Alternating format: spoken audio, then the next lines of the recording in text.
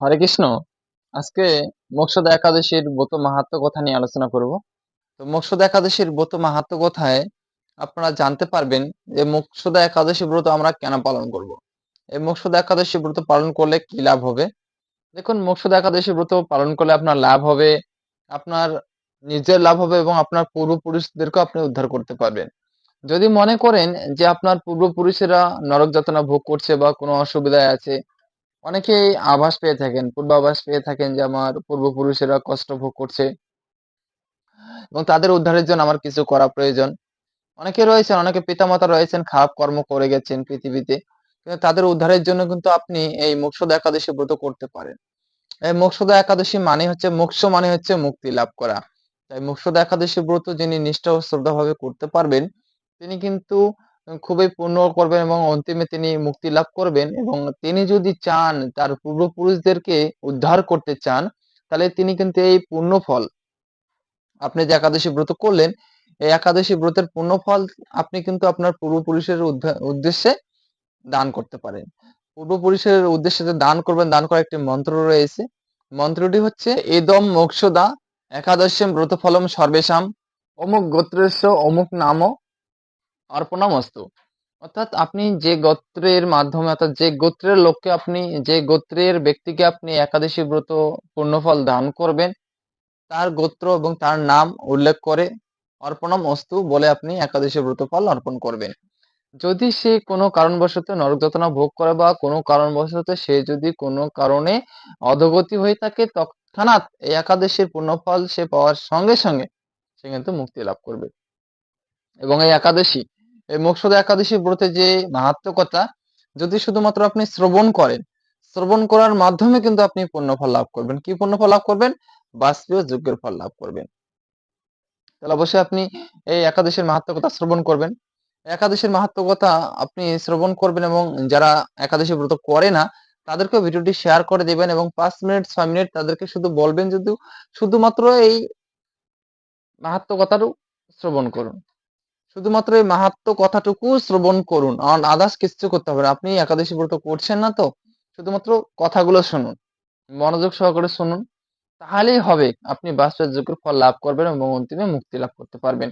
যদি আপনি একাদশীর ব্রত করেন, তাহলে কিন্তু আপনি একাদশীর ব্রতের ফল যদি আপনার পূর্বপুরুষদের উদ্দেশ্যে দান করেন, তাহলে আপনার পূর্বপুরুষ কিন্তু মুক্তি লাভ করবে। এটা স্পষ্টভাবে বলা রয়েছে। তো আমি একাদশীর মাহাত্ম্য কথা একটু শ্রবণ করে আপনাদেরকে শোনাচ্ছি। একাদশীর মাহাত্ম্য কথা, যুধিষ্ঠির বললেন, হে বিষ্ণু, আপনাকে আমি বন্দনা করি। আপনি ত্রিলোকের সুখদায়ক, বিশ্বেশ্বর, বিশ্বপালক ও পুরুষোত্তম। যুধিষ্ঠির মহারাজ ভগবান শ্রীকৃষ্ণকে কিন্তু 4 প্রকারের বন্দনা করেছেন। সুখদায়ক, বিশ্বেশ্বর, বিশ্বপালক ও পুরুষোত্তম, এই 4 প্রকারে কিন্তু ভগবান শ্রীকৃষ্ণকে সম্বন্ধনা করেছেন। এবং আপনি ত্রিলোকের, এবং আপনি ত্রিলোকের কথা বলেছে, আপনি ত্রিলোকের সমস্ত সুখদায়ক, সমস্ত সমস্ত বিশ্বের বিশ্বেশ্বর, আপনি সমস্ত বিশ্বের বিশ্বপালক এবং পুরুষদের উত্তম সর্বপুরুষোত্তম, সমস্ত দেবতার ঊর্ধ্বে, সমস্ত দেবদেবীর ঊর্ধ্বে এবং আপনি সমস্ত কিছুর ঊর্ধ্বে পুরুষোত্তম ভগবান শ্রীকৃষ্ণ। আমার একটি সংশয় রয়েছে। যুধিষ্ঠির মহারাজ ভগবান শ্রীকৃষ্ণকে জিজ্ঞাসা করছেন যে আমার একটি সংশয় রয়েছে, অঘ্রাণ মাসের শুক্লপক্ষের যে একাদশী, তার নাম কি, তার বিধি বা কি? এই একাদশী ব্রতেতে কোন দেবতা পূজিত হবেন, তা আমাকে কৃপা করে বলুন। ভগবান শ্রীকৃষ্ণ বললেন, হে মহারাজ, আপনি উত্তম প্রশ্ন জিজ্ঞাসা করেছেন, যার মাধ্যমে আপনার যশ চতুর্দিকে বিস্তৃত হবে। এখন এই একাদশীর কথা আমি বর্ণনা করছি, যা শ্রবণ মাত্রেই বাষ্পীয় যজ্ঞের ফল লাভ হয়ে থাকে। আপনারা বুঝতে পারলেন, এই একাদশীর মাহাত্ম্য কথা যদি মাত্র আপনারা শ্রবণ করেন, শ্রবণ করার মধ্যেই কিন্তু আপনি বাষ্পীয় যজ্ঞের ফল লাভ করবেন। তাহলে অবশ্যই আপনি মনোযোগ সহকারে শ্রবণ করবেন। এবং অঘ্রাণ মাসের শুক্লপক্ষের এই একাদশী মোক্ষদা নামে পরিচিত, সর্বপাপ বিনাশিনী ও ব্রতের মধ্যে সর্বশ্রেষ্ঠা এই একাদশী ব্রত। এই একাদশীর দেবতা হচ্ছেন শ্রী দামোদর। আপনারা বুঝতে পারলেন যে আমরা যে মোক্ষদা একাদশী ব্রত করব, এই মোক্ষদা একাদশী ব্রত দেবতাকে শ্রী ভগবান দামোদর। তো এবার আপনারা বুঝতে পারলেন, শ্রী দামোদর হচ্ছেন আমাদের এই একাদশী ব্রতের যে দেবতা। কার্তিক মাসে, কিছুদিন আগে কার্তিক মাসে কিন্তু আমরা দামোদর ব্রত করে আসলাম। অর্থাৎ সেই দামোদর ভগবান এই একাদশীর মাধ্যমে কিন্তু তাকে পূজা করা হবে। যারা কার্তিক মাসে দামোদর ব্রত করতে পারেনি সঠিকভাবে, আপনারা সঠিক ও নিষ্ঠা সহকারে যদি এই মোক্ষদা একাদশী ব্রত করেন, তাহলে কিন্তু আপনি শ্রী দামোদর ভগবানকে প্রসন্ন করতে পারবেন এবং অন্তিমে আপনি মুক্তি লাভ করবেন এবং আপনার পূর্বপুরুষদেরকে আপনি উদ্ধার করতে পারবেন এই একাদশীর পুণ্যফল দান করে। একাদশীর পুণ্যফল দান করার মন্ত্র তো আমি বলে দিলাম। সেই মন্ত্র উচ্চারণ করে আপনি তার গোত্র উচ্চারণ করে, তার নাম উচ্চারণ করে অর্পণা মস্তু বলে তাকে প্রদান করে দিবেন। হাতে জল নিয়ে জলটি ছিটিয়ে মানে মাটিতে এভাবে ফেলে দিবেন। ঠিক আছে? ফেলে দিলে হবে কি, সে মুক্তি লাভ করবে। এবার দেখুন, যার উদ্দেশ্যে আপনি দান করে দিলেন সে তো উদ্ধার পেল এবং আপনিও কিন্তু মুক্তি লাভ করবেন। এই নয় যে আপনি দান করে দিলেন যে আপনি মুক্তি লাভ করবেন না, তা নয়, কিন্তু আপনিও কিন্তু মুক্তি লাভ করবেন। তারপরে তুলসী মঞ্জুরি ধূপ দ্বীপ ইত্যাদি উপাচারে শাস্ত্রবিধি অনুসারে শ্রী দামোদরের পূজা করতে হয় এবং তুলসী পত্র দিয়ে, তুলসী মঞ্জুরি দিয়ে, ধূপ দ্বীপ এবং অন্যান্য উপাচার দিয়ে ভগবান শ্রী দামোদরের পূজা করতে হয়। এই একাদশীর দিন স্তব স্তুতি কীর্তন শ্রীমদ্ ভগবত গীতা পাঠ করতে হয় এবং এই মোক্ষদা একাদশীর দিন ভগবত জয়ন্তী উৎসব পালিত হয়। অর্থাৎ এই মোক্ষদা একাদশীর দিন থেকে কিন্তু শ্রীমদ্ ভগবত গীতার আলোচনা শুরু হয়েছে। তাই আপনারা শ্রীমদ্ ভগবত গীতা দান করবেন। ভগবত গীতা আপনি কিনে নিয়ে আসবেন মন্দির থেকে। আপনার বাড়ির পাশে যদি ইসকন মন্দির থাকে, সেই ইসকন মন্দির থেকে আপনি একটি গীতা কিনে নিয়ে আসবেন। একটি গীতার দাম মাত্র 270 টাকা। আপনারা সেই গীতা কিনে নিয়ে এসে আপনি বাড়িতে পড়বেন। যদি আপনার দান করার ইচ্ছা থাকে, আপনি দান করার ভালো পাত্র পাচ্ছেন, অর্থাৎ যিনি শুদ্ধ মানে যিনি গীতা অধ্যয়ন করবেন, সে সমস্ত লোককে যদি আপনি খুঁজে না পান, তাহলে আপনি আমার যে হোয়াটসঅ্যাপ নাম্বার রয়েছে সেখানে আপনি হোয়াটসঅ্যাপ করবেন। গুগল পে, ফোনপে নাম্বার দেওয়া থাকবে, সেখানে আপনি পয়সা সেন্ড করে দিবেন এবং আপনার টাকা দিয়ে গীতা কিনে একজন বৈষ্ণবকে গীতা দিয়ে আপনার উদ্দেশ্যে দান করা হবে। আপনি যে টাকা পাঠাবেন, আপনার নাম, আপনার গোত্র।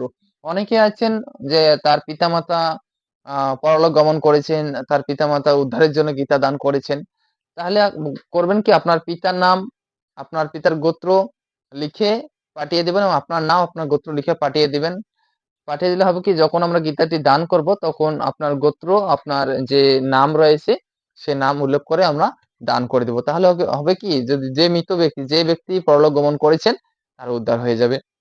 এবং অনেকে আছেন যে তার মনে করেন যে পুত্র সন্তানের যে জন্ম উৎসব পালন করছেন বা জন্মদিনের জন্য এই গীতা দান করতে যাচ্ছেন, আপনি সেও দান করতে পারেন। অনেকে আছেন যে বিবাহ বার্ষিকী উপলক্ষে গীতা দান করেন, আপনি তাও দান করতে পারেন, এতে কোনো সমস্যা নেই। দান করলে কিন্তু আপনার গোত্র, নাম, অ্যাড্রেস আপনি লিখে পাঠিয়ে দিবেন। তাহলে কিন্তু আপনি আপনার যে দানটি, সেটি দানটি আমরা সঠিক জায়গায় পৌঁছে দিব। ঠিক আছে? যদি আপনি করতে চান তাহলে অবশ্যই করতে পারেন। তাহলে পূর্ব বর্ণিত বিধি অনুসারে দশমী ও একাদশী পালন করতে হয়। এই উপবাস দিনে স্তব স্তুতি নৃত্য গীত আদি সহ রাত্রি জাগরণ করা কর্তব্য। বলা রয়েছে একাদশীর দিনে স্তব স্তুতি কীর্তন আরতি নৃত্য গীত করা অবশ্যই কর্তব্য এবং বেশি বেশি করে হরিমালা জপ করতে হবে, গীতা অধ্যয়ন করতে হবে, ভগবত গীতা বা অন্যান্য গ্রন্থগুলো রয়েছে, একাদশী মাহাত্ম্য কথা গ্রন্থ আপনাদের অধ্যয়ন করতে হবে। তো আপনারা অবশ্যই এই গ্রন্থগুলো অধ্যয়ন করবেন। একাদশীর দিন বেশি বেশি করে আপনারা হরিনাম জপ করবেন।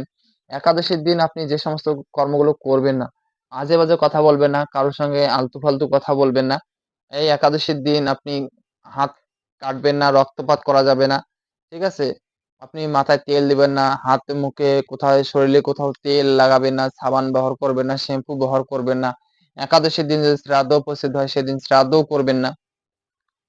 এবং এই মোক্ষদা একাদশীর দিন আপনি কি কি গ্রহণ করতে পারবেন? এই মোক্ষদা একাদশীর দিন আপনি গ্রহণ করতে পারবেন, দেখুন, যে সমস্ত দ্রব্য গ্রহণ করা যাবে, পঞ্চরবি শস্য তো গ্রহণ করতেই পারবেন না। যে সমস্ত দ্রব্য গ্রহণ করতে পারবেন সেগুলো হচ্ছে আপেল গ্রহণ করতে পারবেন, কলা গ্রহণ করতে পারবেন, দুধ গ্রহণ করতে পারবেন, কিন্তু সরিষার তেল দিয়ে দুধ দোয়ালে সেই দুধ কিন্তু আপনি গ্রহণ করতে পারবেন না। আপনি যদি নিজে বাড়িতে গাই থাকে, সেই গাই যদি আপনি নিজে দোয়ান, তাহলে আপনি সূর্যমুখী তেল দিয়ে দোয়াবেন অথবা ঘি দিয়ে দোয়ালে কিন্তু আপনি সেই দুধ খেতে পারবেন। তাহলে আপনি খেতে পারবেন কি, আপেল, কলা, আঙ্গুর ফল, কমলা, মালটা, বাঙ্গি ফল, নারিকেল, নাশপাতি, তারপরে মিষ্টি আলু, গোল আলু, ফুলকপি, কাঁচা পেঁপে, আদা, কাঁচা কলা, কাঁচা আদা, কাঁচা পেঁপে, কাঁচা মরিচ, লবণ। লবণ গ্রহণ করতে পারবেন কি, সৈন্ধব লবণ। আপনারা কি গ্রহণ করবেন, সৈন্ধব লবণ। সৈন্ধব লবণ ব্যবহার করবেন, তারপরে সূর্যমুখী তেল ব্যবহার করবেন। এগুলো দিয়ে আপনারা সবজি তৈরি করতে পারেন, ফলমূল আপনি গ্রহণ করে এই একাদশী ব্রতটি করতে পারেন। যদি চান যে আমি কিছু গ্রহণ করব না, নির্জলা করব, তাহলে নির্জলা করতে পারেন। নির্জলা করতে পারলে অতি উত্তম, খুব সুন্দর হয়। আপনি করতে চাইলে করতে পারেন, কোনো সমস্যা নেই এতে। আপনারা জানতে পারলেন একাদশীতে কি কি গ্রহণ করতে হয়। তারপরে আমি একটু শেষে বলে দেব যে একাদশী যে সংকল্প মন্ত্র, পারণ মন্ত্র, সেটিও বলে দেব। অবশ্যই আপনারা ধৈর্য সহকারে একটু মাহাত্ম্য কথা শ্রবণ করবেন এবং মনে মনে আপনারা ভগবানকে প্রণাম নিবেদন করবেন, ভক্তি নিবেদন করবেন। ভক্তি নিবেদন করে একাদশী মাহাত্ম্য কথা শ্রবণ করবেন, তাহলে কিন্তু আপনি বাস্তবের যজ্ঞের ফল লাভ পাবেন। আপনারা অবশ্যই মাহাত্ম্য কথার মধ্যে জানতে পারবেন। তখন যুধিষ্ঠিরকে বলছেন ভগবান শ্রীকৃষ্ণ যে, হে মহারাজ, প্রসঙ্গক্রমে একটি অলৌকিক কাহিনী আমি বলছি, মনোযোগ দিয়ে এই ইতিহাস শ্রবণ করা মাত্রেই সর্ব পাপ ক্ষয় হয়ে যায়। যে পিতৃপুরুষেরা নিজ নিজ পাপে অধোজনি প্রাপ্ত হয়েছে, এই ব্রতের পালনের পুণ্যফল বিন্দু মাত্র তাদেরকে দান করলে তারা মুক্তি লাভের যোগ্য হন।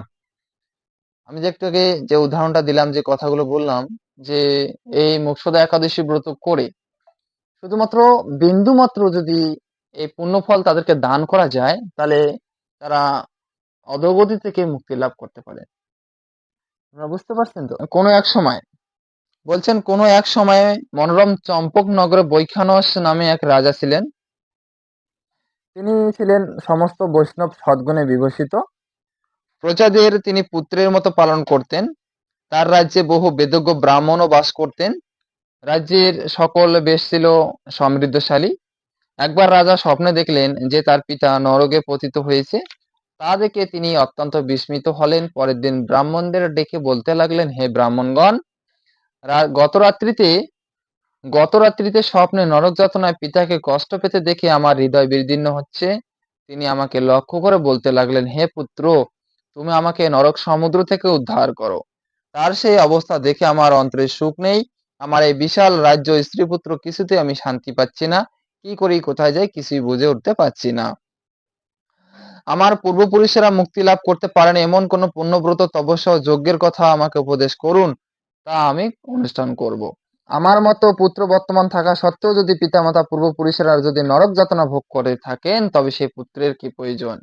আপনারা বুঝতে পারছেন যে বৈখানস রাজা বলছেন যে আমার মতো পুত্র জীবিত থাকা সত্ত্বেও যদি আমার পূর্বপুরুষদের নরক যাতনা ভোগ করতে হয়, পূর্বপুরুষদের কষ্ট ভোগ করতে হয়, তাহলে সে পুত্রে থাকার কি প্রয়োজন? আপনারাও ভাববেন যে আপনার পূর্বপুরুষ যারা ভিডিওটি দেখছেন, যারা এই মাহাত্ম্য কথাটি শ্রবণ করছেন, আপনাদের সকলের উদ্দেশ্যে বলছি যে আপনার পূর্বপুরুষেরা যদি কোনো কারণবশত অধোগতি হয়ে থাকে, তাহলে আপনি জীবিত থাকা সত্ত্বেও আপনার পূর্বপুরুষ যদি কষ্ট ভোগ করে, তাহলে আপনি সে তার বংশজাত যে পূর্বপুরুষ বা নিম্ন পুরুষ রয়েছেন, তাহলে আপনি থেকে কি লাভ যদি আপনি তাদেরকে উদ্ধার করতে না পারেন? আপনার পূর্বপুরুষেরা আপনার দিকে চেয়ে রয়েছে যে আপনি কখন তাদেরকে উদ্ধার করবেন। তাদেরকে উদ্ধার করার একটি সময় রয়েছে, একটি শুধুমাত্র দিন রয়েছে। আপনি শুধুমাত্র এই যে মুক্ষদা একাদশী ব্রত রয়েছে, সেই মুক্ষদা একাদশী ব্রতটি করুন। এই মুক্ষদা একাদশী ব্রতের মাধ্যমে আপনি আপনার পূর্বপুরুষদের উদ্ধার করতে পারবেন। কিভাবে উদ্ধার করতে পারবেন? এই মুক্ষদা একাদশী ব্রত করে এই মুক্ষদা একাদশীর পুণ্য ফল আপনার পূর্বপুরুষদের উদ্দেশ্যে দান করে দেন। দান করে দিলে আপনার পূর্বপুরুষেরও উদ্ধার হয়ে যাবেন।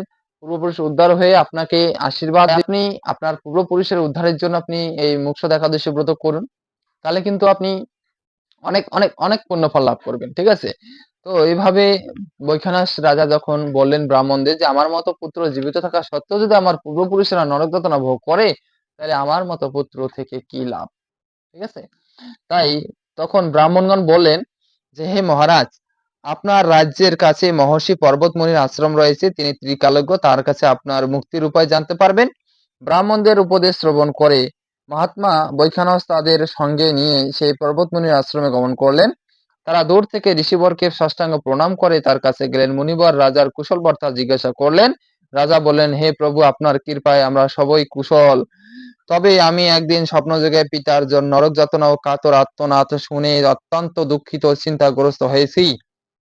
হে ঋষিবর, কোন পুণ্যের ফলে তিনি এই দুঃখ দুর্দশা থেকে মুক্তি পাবেন, তা উপায় জানতে আপনার শরণাগত হয়েছি। রাজার কথা শুনে পর্বতমুনি কিছুক্ষণ ধ্যানস্থ হয়ে বললেন, হে মহারাজ, পূর্বজন্মে তোমার পিতা অত্যন্ত কামাচারী হওয়া সত্ত্বে তার এরকম অধোগতি লাভ হয়েছে। এখন এই পাপ থেকে মুক্তির উপায় বর্ণনা করছি। অঘ্রাণ মাসের শুক্ল পক্ষের মোক্ষদা একাদশী পালন করে সেই পুণ্যফল তোমার পিতাকে প্রদান করো। সেই পুণ্যের প্রভাবে তোমার পিতার মুক্তি লাভ হবে। মুনির কথা শোনার পর রাজা নিজ গৃহে ফিরে এলেন। সেই পবিত্র তিথির আবির্ভাবে তিনি স্ত্রী পুত্র সহ যথাবিধি অনুসারে এই একাদশী ব্রত পালন করলেন। ব্রতের পূর্ণ ফল তার পিতার উদ্দেশ্যে প্রদান করলেন। ওই পুণ্য প্রদানের সঙ্গে সঙ্গে আকাশ থেকে পুষ্প বৃষ্টি হতে লাগলো। হে পুত্র, তোমার মঙ্গল হোক। এই বলতে বলতে বৈখানস রাজার পিতা নরক থেকে মুক্ত হয়ে স্বর্গে গমন করলেন। তখন ভগবান শ্রীকৃষ্ণ যুধিষ্ঠিরকে বললেন, হে মহারাজ যুধিষ্ঠির, যে ব্যক্তি এই মঙ্গলদায়িনী মোক্ষদা একাদশী ব্রত পালন করে তার সমস্ত পাপ বিনষ্ট হয় এবং মৃত্যুর পর মুক্তি লাভ হয়। এই ব্রতের পূর্ণ সংখ্যা আমি নিজেও জানি না। চিন্তামণির মতো এই ব্রতটি আমার অত্যন্ত প্রিয়। এই ব্রতের কথা যিনি পাঠ ও শ্রবণ করেন তিনি উভয়ে বাষ্পীয় যজ্ঞের ফল লাভ করেন। আপনারা জানতে পারলেন একাদশী ব্রত যিনি করেন তিনি বাষ্পীয় যজ্ঞের ফল লাভ করেন। এইভাবে আপনাদের একাদশী ব্রতের যে মাহাত্ম্য কথা শ্রবণ ও পাঠ করলেন, তো আপনারা অবশ্যই বাষ্পীয় যজ্ঞের ফল লাভ করলেন। তো এখন সকলে হাত জোর করে একবার শুধুমাত্র বলবেন, জয় শ্রীকৃষ্ণ চৈতন্য প্রভু নিত্যানন্দ শ্রী অদ্বৈত গদাধর শ্রীবাসাদি গৌর ভক্তবৃন্দ, হরে কৃষ্ণ কৃষ্ণ কৃষ্ণ হরে হরে, হরে রাম রাম রাম হরে হরে, এভাবে বলবেন। এখন যে একাদশী যে আপনি আরম্ভ করবেন, অর্থাৎ একাদশীর সংকল্প মন্ত্র রয়েছে। একাদশীর সংকল্প মন্ত্র হচ্ছে, একাদশম নিরাহারম স্থিতা অহম অপিরোহনি ভক্ষ্যামি পুণ্ডরিকাক্ষম শরণম মে ভবাচ্যুত। এই সংকল্প মন্ত্র আপনি কোথায় কিভাবে বলবেন তা সম্বন্ধে একটি ভিডিও দেওয়া রয়েছে, আপনি ভিডিওটি দেখে নেবেন। যদি আপনি ভিডিওটি দেখার সময় না পান তাহলে আমি সংক্ষিপ্ত আকারে বলে দিচ্ছি। দশমীর দিন পরিচর্যা ত্যাগ করে মঙ্গল আরতিতে অংশগ্রহণ করে ভগবানের শ্রী পাদপদ্মে হাত জোর করে এই মন্ত্রটি উচ্চারণ করবেন। একাদশম নিরাহারম স্থিত অহম অপ্রিয়হনি ভক্ষ্যামি পুণ্ডরিকাক্ষম শরণম মে ভবাচ্যুত। যদি আপনি সংস্কৃত বলতে না পারেন তাহলে আপনি বাংলায় বলবেন যে, হে পুণ্ডরিকাক্ষ, হে অচ্যুত, আমি একাদশীতে উপবাস পূর্বক পরের দিন আহার করব, আপনি আমাকে কৃপা করুন, এইভাবে বলবেন।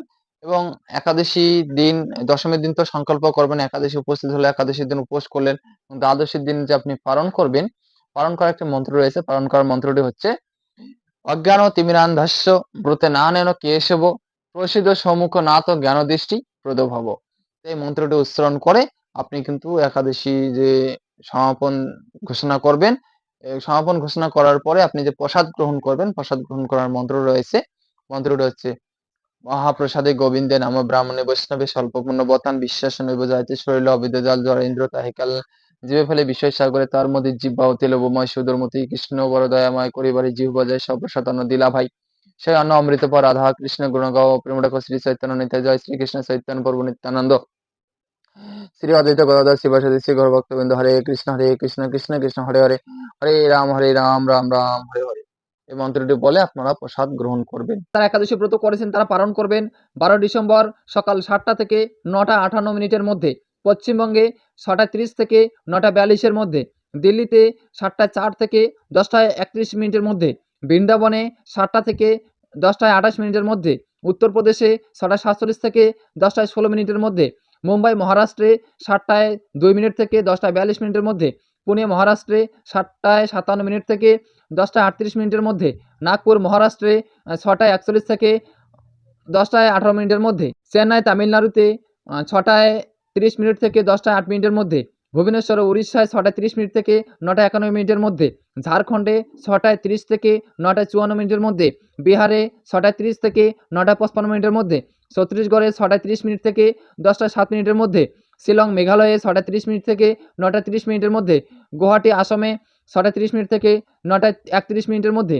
আগরতলা ত্রিপুরায় 6টায় 30 মিনিট থেকে 9টায় 31 মিনিটের মধ্যে, মিজোরামে 6টায় 30 থেকে 9টায় 24 মিনিটের মধ্যে, মণিপুরে 6টায় 30 থেকে 9টায় 21 মিনিটের মধ্যে, নাগাল্যান্ডে 6টায় 30 থেকে 9টায় 20 মিনিটের মধ্যে, অরুণাচল প্রদেশে 6টায় 30 থেকে 9টায় 25 মিনিটের মধ্যে, সিকিমে 6টায় 30 থেকে 9টায় 45 মিনিটের মধ্যে, উত্তরাখণ্ডে 7টা থেকে 10টা 24 মিনিটের মধ্যে, হিমাচল প্রদেশে 7টায় 11 থেকে 10টায় 33 মিনিটের মধ্যে, পাঞ্জাবে 7টায় 16 থেকে 10টায় 40 মিনিটের মধ্যে, হরিয়ানা 7টায় 9 মিনিট থেকে 10টা 45 মিনিটের মধ্যে, রাজস্থান 7টায় 13 মিনিট থেকে 10টা 43 মিনিটের মধ্যে, গুজরাটে 7টায় 14 মিনিট থেকে 10টা 49 মিনিটের মধ্যে, মধ্যপ্রদেশে 6টায় 48 থেকে 10টায় 22 মিনিটের মধ্যে, এবং বিশাখাপট্টনম অন্ধ্রপ্রদেশে 6টায় 30 থেকে 10টার মধ্যে, গোয়ায় 6টা 50 থেকে 10টা 45-এর মধ্যে, ব্যাঙ্গালোর কর্ণাটকে 6টা 32 মিনিট থেকে 10টায় 19 মিনিটের মধ্যে, কেরালায় 6:32 থেকে 10:22 মধ্যে, জম্মু কাশ্মীরে 7:23 থেকে 10:44 মধ্যে, আন্দামান নিকোবর 6:30 থেকে